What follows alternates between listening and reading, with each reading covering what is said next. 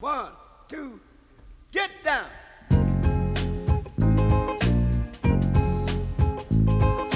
Paid the cost to be the boss.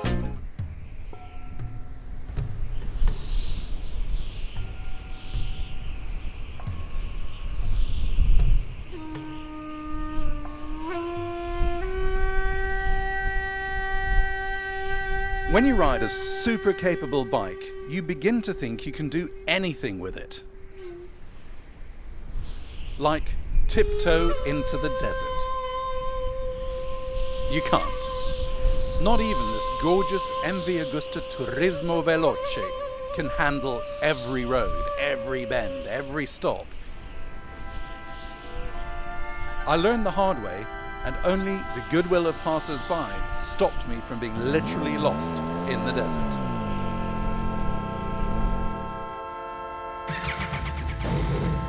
We're increasingly finding that one of the main joys of an internal combustion engine motorbike is being able to rev through its whole range. When you have pipes singing with the sweetest voices, like this MV triple, that's even more the case.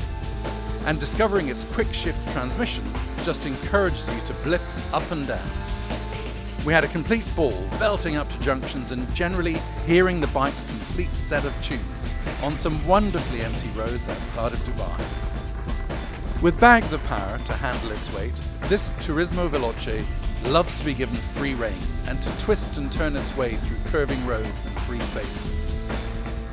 It's astonishing to know it only has 110 horsepower, but that's plenty to drive its svelte frame, which weighs in at only 191 kilograms. Oh my god.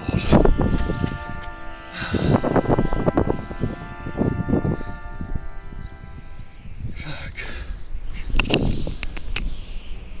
Some will say it has odd looks. It's certainly distinctive. Something about it suggests a crossbreeding has taken place between an old racer with its retro fairing and an adventure bike with its tall stance. Whatever. It feels good to ride, and if standing out from the crowd is your thing, this will certainly help you do that. As befits an expensive bike, it's very well made. Switchgear is easy, the console is bright, legible and informative, and all the key components are high class, from its epic exhaust system to its forks, rear suspension and brakes. It's a bike that's high class from tip to tail, giving you confidence in whatever you do on it.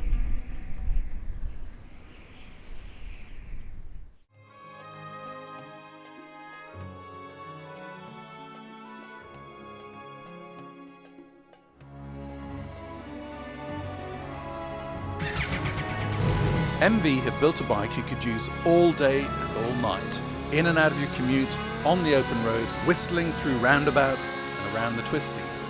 It's nimble, willing and sensitive.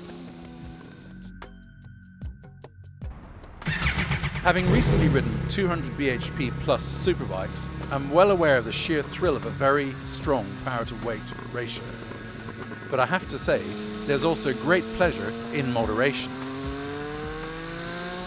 Perhaps it's really only the price which keeps this bike seeing higher sales, and maybe the patchy dealer network the Mark still has. On the other hand, at Wheels of Arabia, we were once more welcomed and generously hosted. If there's an advertisement for what it's like to deal with MV Agusta, then it bodes well for any prospective owner. Generous, supportive and knowledgeable, we had a good chat about this not so well-known bike. For some reason it's not as popular as the other MV models in this country, but every single owner who owns it is just praising it and saying that's the best bike I ever had. If you want to have comfort, you want to go highway, you have cruise control. If you get to the corners, you can just really push it hard. Yeah. It's highly underestimated, and it doesn't look as maybe as sexy for someone as the F3s, no. But it kind of grows on you. If it was an animal, that's a tough one because it's very unusual in its shape. So something tall, I would say probably maybe a horse, a race horse. Okay. Could be a giraffe on steroids. The height and the speed, there you go. Yeah. That's nice.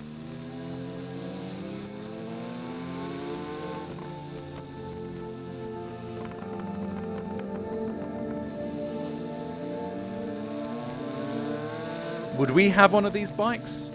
Well, increasingly it's getting hard to find a bike that you wouldn't want, as standards all round are becoming so high.